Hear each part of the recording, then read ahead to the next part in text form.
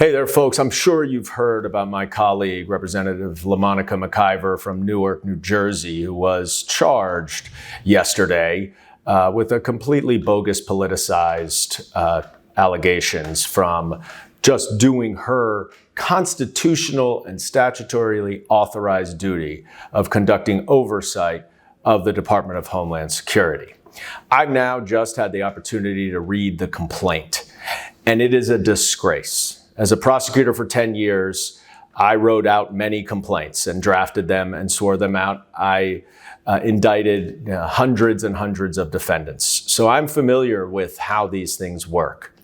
The allegations in that complaint are so thin and so pathetic that it is a wonder that any agent, any special agent with any law enforcement office would ever sign his or her name to that complaint.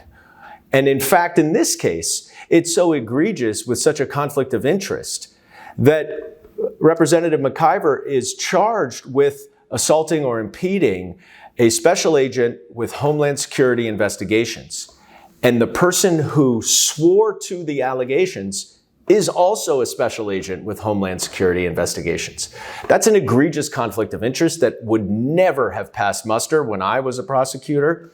And it just goes to show how politicized, how disgusting, and how much this administration is trying to intimidate and shut down any opposition.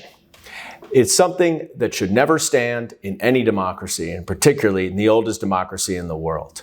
So when you take a look at that complaint, you'll notice that the pictures and photos do not match the allegations in words.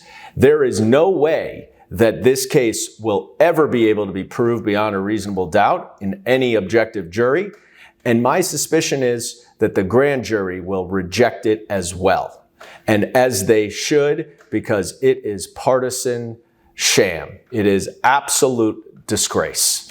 So let's make sure that everybody understands that this is the politicization and the weaponization of the Department of Justice at its height, and we will not stand for it.